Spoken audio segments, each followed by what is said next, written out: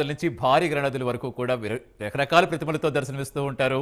కులమతాలకు అతీతంగా 11 రోజుల పాటు విశేష పూజలు అందుకుంటారు గణనాథుడు. ప్రతి ఒక్కరూ పిల్ల పెద్ద ప్రతి ఒక్కరూ చాలా భక్తి పార్వసంతో మునిగి తేలుతూ ఉంటారు. ఇక్కడ వరంగల్ వెళ్దాం. వరంగల్లో వినాయక చవితి వేడుకలు కూడా ఘనంగా నిర్వహిస్తున్నారు. అపార్ట్మెంట్ అటు కార్యాలయాలు కాలనీలు ఇలా అన్ని చోట్ల గణనాథుడు కొలువు తీరారు. ఆటపాటలతో మందపాటల వద్ద సందడి వాతావరణం కనిపిస్తోంది. ప్రస్తుతం ఫీల్డ్ రిపోర్ట్లో మా కరెస్పాండెంట్ తిరుపతి లైవ్లో సిద్ధంగా ఉన్నారు. తిరుపతి, ప్రస్తుతం మీరు ఏ మండపం వద్ద ఉన్నారు? వరంగల్ వ్యాప్తంగా ఎలా కనిపిస్తోంది? భక్తుల హడావుడి ఎలా కనిపిస్తోంది? ఏ థీమ్ తీస్తారు వినాయకులు కొలువు తీరారు?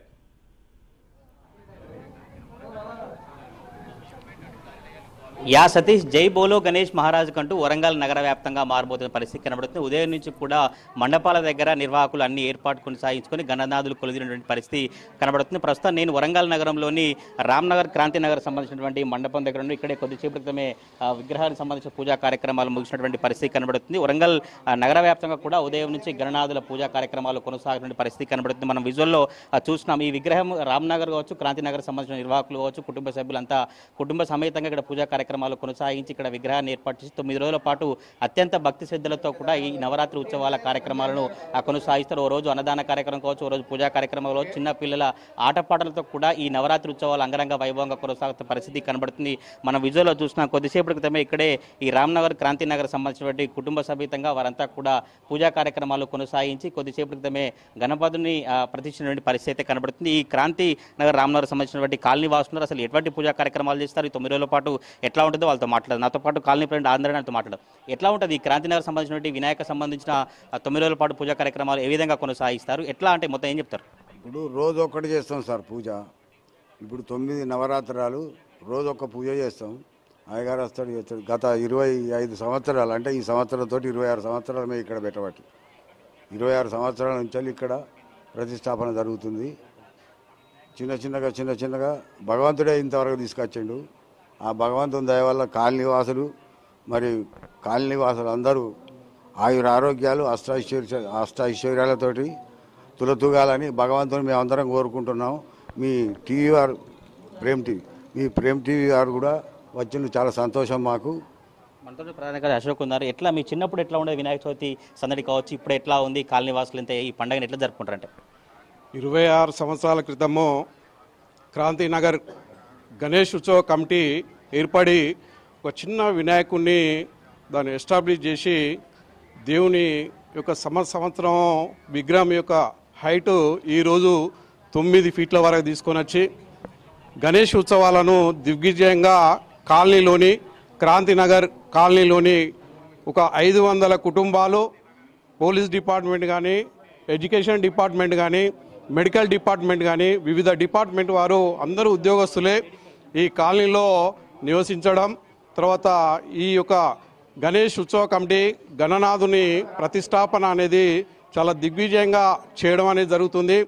అదేవిధంగా ఇక్కడ మన కాలనీ లోపల ప్రజాప్రతినిధుల సహకారము, తర్వాత కాలనీ కుటుంబ సభ్యుల యొక్క సహకారము అనేకంగా ఉండడం, ఆర్థికంగా దేవుణ్ణి ప్రోత్సహించడం, ఉత్సవాలను ప్రోత్సహించడం, తర్వాత నవరాత్రుల్లో మనకి ఇక్కడ జరిగే ఉత్సవాల లోపల ఒక్కొక్క రోజు సరస్వతి పూజ అని, తర్వాత కుంకుమ పూజ అని, హోమాలని, సత్యనారాయణ వ్రతం అని, హనుమాన్ చాలీసా అని అన్నదాన కార్యక్రమాలు నిర్వహించడం జరుగుతుంది.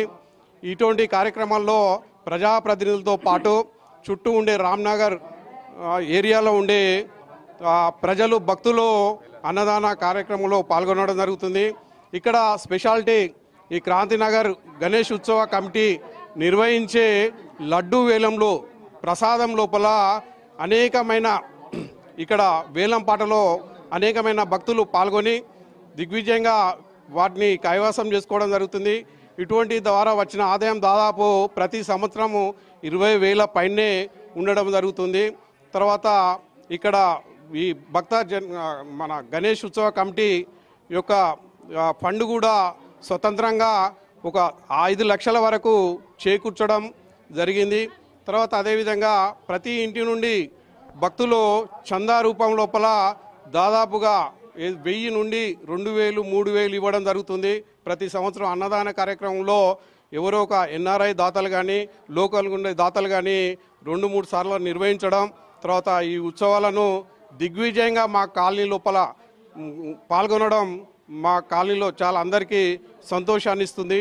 ఇక్కడ ప్రైమ్ 9 న్యూస్ వాళ్ళు ఇక్కడ ప్రత్యేకంగా ఈ కాలనీ లోపల ఈ గణేష్ ఉత్సవాల యొక్క భక్తుల యొక్క సంబరాలను పంచుకోవడం వారికి మా యొక్క కృతజ్ఞతలు తెలియజేస్తున్నాం. 9 రోజుల పాటు ఎట్లాంటి పూజా కార్యక్రమాలు చేస్తారు, ఎట్లా ఉంటుంది? గణేష్ మహారాజ్కి జై. మేము అంటే ఇప్పుడు నవరాత్రులు ఉంటాయి కదా, మేము ఉత్సవ కమిటీ ఉంటుంది మా కాలనీలో. ఉత్సవ కమిటీ ఏర్పాటు చేసుకొని అంటే గత 25 సంవత్సరాలు బట్టి మా సీనియర్లు కానీ మాకన్నా ఇంకా అందరం కలిసి మనిషింత ఫండ్ వేసుకొని దేవుని దగ్గర కొంచెం అమౌంట్ పే చేసుకొని అవన్నీ సరి చేసుకొని ఈ కాలనీలో అంటే మన ఉంది కదా, మన కమ్యూనిటీ ఉంది, కమ్యూనిటీ హాల్లో మేము ఫస్ట్ రోడ్డు మీద చేసేది.